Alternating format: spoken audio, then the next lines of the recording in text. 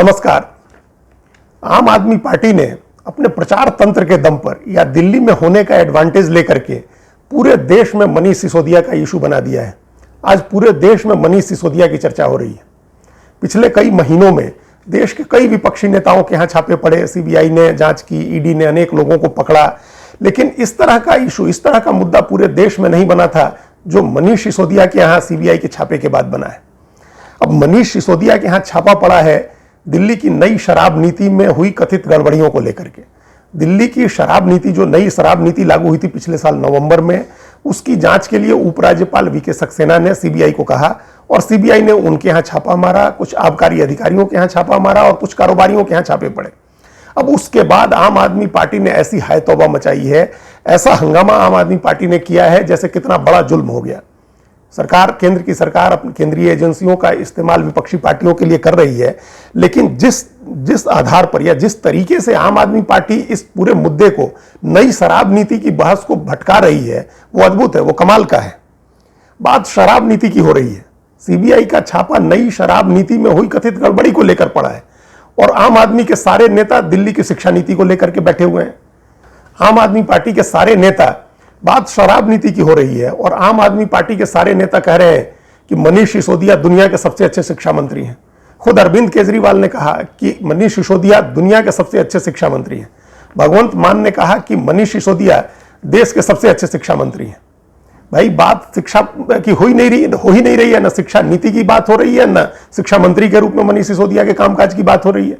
बात तो शराब नीति की हो रही है। शराब नीति में कोई गड़बड़ी है या नहीं है? जो शराब नीति दिल्ली सरकार ने लागू की थी वो खराब थी या नहीं थी? उससे राजस्व का नुकसान हो रहा था या नहीं हो रहा था? उससे निजी कारोबारियों को अतिरिक्त फायदा कमाने की छूट मिली थी या नहीं मिली थी? जवाब इस बात का देना है। और दिल्ली के सारे जो मंत्री हैं, दिल्ली के आम आदमी पार्टी के जो सारे नेता हैं, वो बात शिक्षा नीति की कर रहे हैं। सिसोदिया होंगे दुनिया के सबसे अच्छे शिक्षा मंत्री, वो देश के सबसे अच्छे शिक्षा मंत्री होंगे, लेकिन उससे शराब नीति का क्या लेना देना है? दिल्ली की नई शराब नीति तो ऐसी बनी थी ना, जिससे गली गली में शराब की दुकानें खुली, निजी कंपनियों को, निजी कारोबारियों को शराब के लाइसेंस दिए गए, मैन्युफैक्चरर्स को सीधे शराब बेचने के लिए कहा गया और उसका नतीजा यह हुआ कि रिहायशी कॉलोनियों में शराब की दुकानें खुली। घर से निकलिए और शराब की दुकान है। उस शराब नीति से ऐसा तो हुआ कि हर चौराहे पर मॉल ऑफ लिकर खुला। यह कभी सोचा जा सकता था कि लिकर मॉल हो, शराब का मॉल बन जाए शराब का?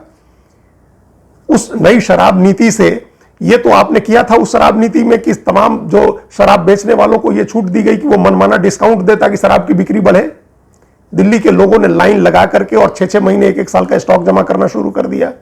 एक के ऊपर एक शराब की बोतल फ्री मिल रही थी। नई शराब नीति में आपने ये किया कि नहीं कि शराब परोसने का समय जो था रात में, जो 12 बजे तक था या 11 बजे तक था, उसको रात 3 बजे तक आपने कर दिया कि बार और रेस्तरां में 3 बजे तक शराब मिलेगी। जिस दिल्ली में किसी एक जमाने में 30 ड्राई डे होते थे, साल में 30 दिन शराब नहीं मिलती थी, उसको घटा करके आपने 2 दिन कर दिया। ये नई शराब नीति में था या नहीं था?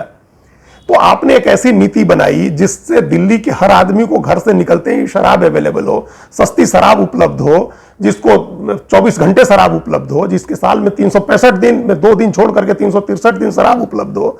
आप उस नीति की बात हो रही है, उस नीति के लिए आपकी आलोचना हो रही है, उस नीति में हुई गड़बड़ियों के लिए आपकी आलोचना हो रही है। इस बात के लिए नहीं हो रही है कि आप शिक्षा मंत्री हैं या शिक्षा मंत्रालय में आपने कैसा काम किया है। आपकी शिक्षा नीति पर अभी सवाल नहीं उठाया जा रहा है। आज का मुद्दा यह है कि आपने जो शराब नीति बनाई थी वो अच्छी थी या बुरी थी, उससे नुकसान हो रहा था या नहीं हो रहा था, उससे दिल्ली के लोगों को शराबी बनने में सुविधा हो रही थी या नहीं हो रही थी।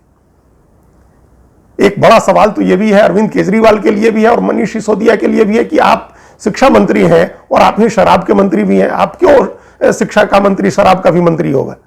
शिक्षा और शराब में क्या ऐसा, क्या तालमेल है जिसकी वजह से एक ही व्यक्ति को दोनों मंत्रालय दिया जाएगा? आप सारे दिल्ली के बड़े मंत्रालय आपके पास हैं, आप गृह और वित्त मंत्री भी हैं और फिर भी शराब के मंत्री आप ही हैं। और जब शराब की नीति की गड़बड़ियों को लेकर के छापा पड़ा तो आप उसको कह रहे हैं कि शिक्षा में हमने इतना काम किया है। आपने शिक्षा में काम किया होगा, लेकिन जवाब आपको इस शराब नीति के ऊपर देना है।